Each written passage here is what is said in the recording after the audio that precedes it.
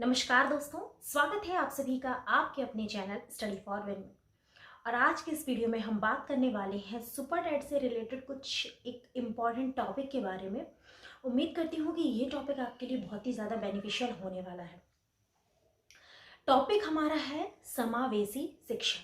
ठीक, जनरली क्या होता है कि लोग समावेशी शिक्षा को उस शिक्षा के अंतर्गत रखते हैं या उस शिक्षा में मानते हैं जो एक स्पेशल तरीके के बच्चों को दी जाती है, लेकिन ऐसा नहीं है। हमको ये समझना है कि एक्चुअल में समावेशी शिक्षा क्या है। हम जैसे कि इसके नाम से ही आ रहा है समावेशी, यानी समा सब कुछ अपने अंदर समेटने वाली शिक्षा, समावेशी शिक्षा। ठीक, तो समावेशी का मतलब क्या हो रहा है? समावेशी का मतलब यहाँ पर ये नहीं है कि किसी स्पेशल चाइल्ड को अगर कोई शिक्षा दी जाए वो शिक्षा आएगी, या फिर वो शिक्षा कि जो विशिष्ट भिन्नता वाले बच्चे को दी जाए वो शिक्षा नहीं। समावेशी शिक्षा में हम हर प्रकार के बच्चे को रखेंगे। हम सिर्फ समावेशी शिक्षा के अंतर्गत स्पेशल चाइल्ड्स को नहीं रखेंगे। यहाँ पर मैं आपको कुछ एक नोट्स के माध्यम से इस समावेशी शिक्षा के बारे में पूरा वर्णन देने वाली हूँ, और साथ ही साथ ये भी बताने वाली हूँ कि आपके इससे रिलेटेड कैसे क्वेश्चंस एग्जाम्स में पूछे जाएंगे। ठीक है, जैसे अगर हम बात करते हैं समावेशी शिक्षा के बारे में, तो देखिए समावेशी शिक्षा क्या है। समावेशी शिक्षा को ज्यादातर लोग आज अक्षमता के रूप में, यानी अक्षमता यानी कि जैसे मान लीजिए कि स्पेशल चाइल्ड को दी जाने वाली शिक्षा नहीं, लेकिन समावेशी शिक्षा वो शिक्षा नहीं है। ना ही ये मानते हैं कि किसी स्पेशल चाइल्ड को, यानी कि कम सुनने वाले, विकलांग बच्चे, मंद बुद्धि बच्चे, जो जड़ बुद्धि बालक हैं, जो मंद बुद्धि बालक हैं, जो कम सुन सकते हैं, कम बोल सकते हैं, हकलाते हैं, तुतलाते हैं, इस तरीके से विशिष्ट भिन्नता वाले जो बच्चे हैं उनको दी जाने वाली शिक्षा है समावेशी शिक्षा। लेकिन ऐसा नहीं है। समावेशी शिक्षा ये होती है जिसमें चाहे स्पेशल चाइल्ड हो और चाहे एवरेज स्टूडेंट हो, और प्रतिभाशाली बालक भी इस शिक्षा को प्राप्त कर सकता है। यानी कि हर एक स्टूडेंट को एक लेवल का मानकर दी जाने वाली शिक्षा को हम समावेशी शिक्षा कहते हैं। ठीक, इस शब्द का अर्थ अधिक व्यापक है। समावेशी शिक्षा में ऐसे सभी बच्चे शामिल होते हैं जो स्कूल छोड़ चुके हैं या जिन्हें स्कूल से निकाल दिया गया है, या फिर जो गरीब है, भूखे हैं, अलग धर्म के हैं, जाति के हैं। यानी कि कोई मायने नहीं रखता है कि बच्चा कैसा है, किस फील्ड से आ रहा है, उसका बैकग्राउंड क्या है, उसका फैमिली बैकग्राउंड क्या है, वो किस जाति का है, किस धर्म का है, वगैरह वगैरह। ये सारी चीजें बिल्कुल भी समावेशी शिक्षा में मायने नहीं रखती हैं। समावेशी शिक्षा का अर्थ होता है सारे बच्चों को एक समान शिक्षा देना। अब अगर हम बात करते हैं समावेशी शिक्षा, मुख्य रूप से खेल, किसी भी आप घर में समावेशी शिक्षा दी जा सकती है, अन्य जगह पर समावेशी शिक्षा दी जा सकती है। यानी ये भी नहीं है कि आप केवल स्कूल में ही समावेशी शिक्षा दे सकते हैं, समावेशी शिक्षा कहीं पर भी दी जा सकती है। अब अगर हम बात करें समावेशी शिक्षा के अर्थ के बारे में कि आखिर समावेशी शिक्षा का अर्थ क्या है, तो यहाँ अगर हम अर्थ को ले रहे हैं तो एक जो जिम्मेदार शिक्षक होगा, या जो जिम्मेदार अभिभावक होगा, या जो जिम्मेदार नागरिक होगा, कोई भी हो, हम सिर्फ शिक्षक को ही इसकी जिम्मेदारी नहीं दे सकते। हर एक व्यक्ति समावेशी शिक्षा से जुड़ सकता है। वो ऐसे बच्चे को खोजे जिसे शिक्षा की जरूरत है, और शिक्षा की धारा से उसको जोड़ने का प्रयास करें, तो हम उसको समावेशी शिक्षा दे सकते हैं। अब अगर समावेशी शिक्षा की आवश्यकता की बात की जाए कि आखिर समावेशी शिक्षा की आवश्यकता क्या है, क्यों जरूरत है इस शिक्षा की, तो इस शिक्षा की महत्वपूर्ण बातें ये हैं कि एक तो ये हर एक बच्चे का संवैधानिक अधिकार है कि समावेशी शिक्षा हर एक बच्चे को मिलनी चाहिए, चाहे वो किसी भी धर्म से बिलोंग कर रहा हो या कैसा भी हो। सभी नागरिक समान हैं, सभी का जाति धर्म इन सब से हमें कोई मतलब नहीं होता है। समावेशी शिक्षा सबके लिए समान है। उसके बाद शैक्षिक तौर पे अगर अनुसंधानों से भी ये पता चला है कि सामान्य बुद्धि के साथ अगर वंचित बच्चे रखे जाते हैं तो वो बेहतर सीखते हैं। अगर हम ये मान लें कि अगर कोई बच्चा है और उसको हम स्पेशल चाइल्ड है, उसको स्पेशल चीज़ों की ज़रूरत है, तो हम उसको स्पेशल अलग से रख के पढ़ाएं तो वो ज़्यादा सीखेगा नहीं, ये गलत है। अगर हम किसी स्पेशल चाइल्ड को साथ में, यानी जो सामान्य बच्चे हैं उनके साथ रखकर सिखाते हैं, तो वो बेटर सीखता है। ये शोधों से पता चला है और ये बात जो है वो प्रूफ भी हुई है कि ये आपका बिल्कुल श्योर है कि अगर जो सामान्य बच्चा है और जो विशिष्ट बालक है उनको अगर साथ में पढ़ाते हैं तो जो विशिष्ट बालक है वो ज़्यादा अच्छा सीखता है। उसके बाद अगर हम बात करें सामाजिक तौर पर, तो सामाजिक तौर पर अगर बात हम करते हैं तो सामाजिक में भी यही बात आती है कि अगर बच्चों को एक साथ रखा जाता है, आप देखते हैं कि जैसे हमने कहा है कि मनुष्य एक सामाजिक प्राणी है, बच्चे को जब समाज में रखा जाता है तब ही वो जाकर समाज के तौर तरीके, समाज के नियम, समाज में क्या चीज़ें सही हैं, क्या चीज़ें गलत हैं, इन सब चीज़ों को सीखता है।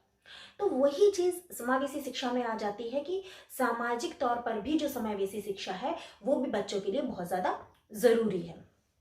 नेक्स्ट अगर इसमें आपका टॉपिक हेडिंग है वो है मनोवैज्ञानिक। मनोवैज्ञानिक तौर पर भी आपका यही है कि मनोवैज्ञानिकों के अनुसार भी बच्चा सीखता है, चाहे वो एक विशिष्ट बालक हो चाहे वो सामान्य बालक हो, लेकिन वो जब एक साथ सीखते हैं तभी वो बेटर सीख पाते हैं। अब अगर हम समावेशी शिक्षा के लाभ की बात करें कि बेनिफिट्स क्या हैं इसके, तो शिक्षा का एक तो सार्वजनिकीकरण होता है, शिक्षा सब तक पहुंचती है।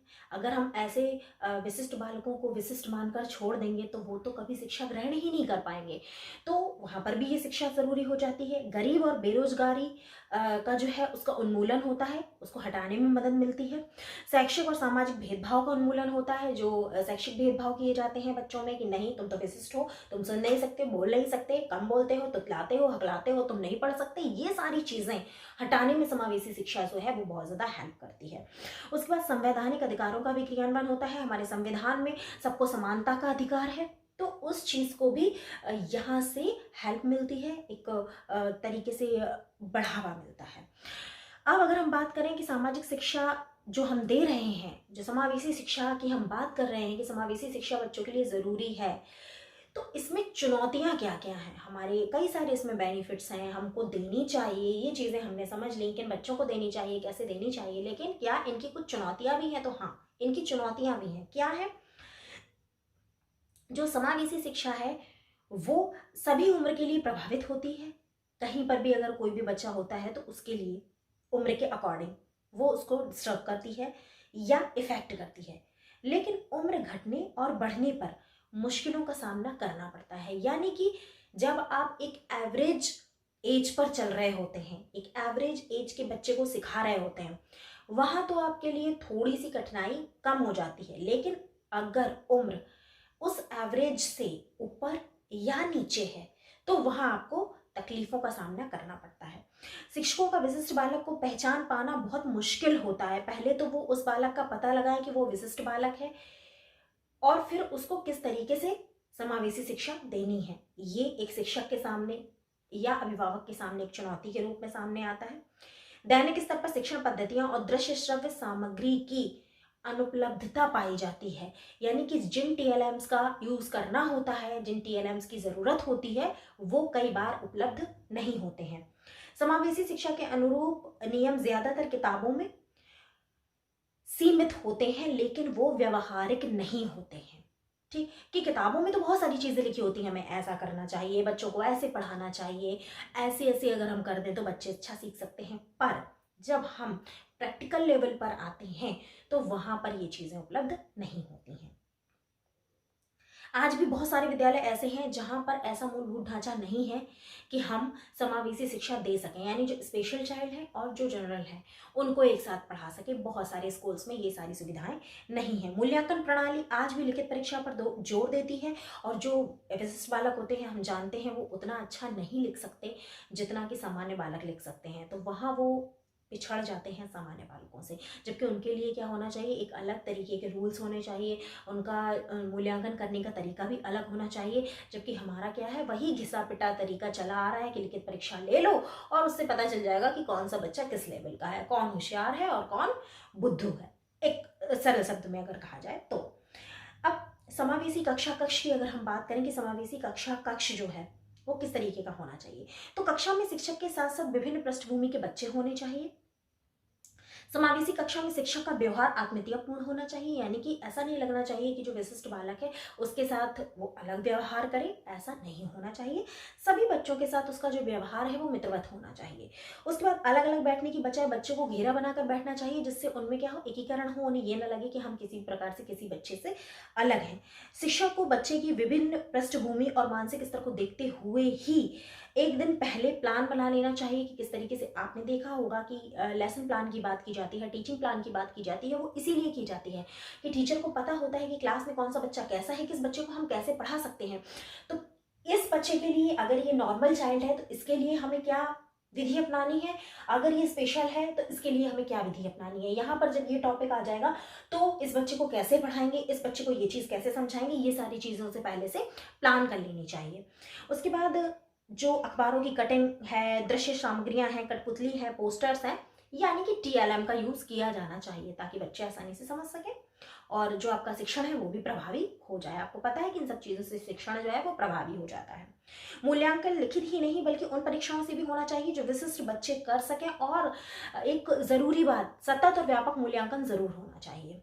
उसके बाद विविध बालकों के अनुसार अलग अलग शिक्षण पद्धतियों का प्रयोग किया जाना चाहिए, यानी ये सारी चीज़ें जो है वो समावेशी शिक्षा के अंतर्गत यूज की जानी चाहिए। तो आज के इस टॉपिक में हमने बात की समावेशी शिक्षा के बारे में कि आखिर समावेशी शिक्षा मूल रूप से क्या है, समावेशी शिक्षा का अर्थ क्या है, समावेशी शिक्षा के लाभ क्या है, इसमें आने वाली चुनौतियां क्या क्या है, और समावेशी जो कक्ष है वो किस तरीके का होना चाहिए, उसमें क्या क्या चीज़ें इंक्लूडेड होनी चाहिए। उम्मीद करती हूँ कि वीडियो आपको पसंद आया होगा, चीज़ें आप तक पहुंची होंगी, समझ में आया होगा। फिर भी अगर कोई कंफ्यूजन हो तो आप कॉमेंट सेक्शन में जाके कॉमेंट करके पूछ सकते हैं। इसके अलावा अगर आप किसी अदर टॉपिक्स पे वीडियो चाहते हो तो आप वो भी हमें कमेंट करके बता सकते हैं। ये वीडियो कैसा लगा ये भी ज़रूर बताइएगा, क्योंकि आपका फीडबैक और आपका मोटिवेशन हमारे लिए बहुत ज़्यादा ज़रूरी है।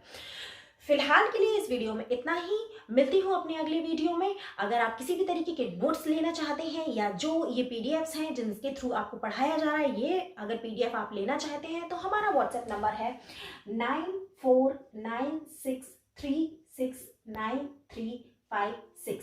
इस नंबर पर आप कांटेक्ट करके नोट्स लेने की प्रक्रिया को जान सकते हैं। तो दोस्तों, मिलती हूँ अपने अगले वीडियो में, तब तक के लिए नमस्कार।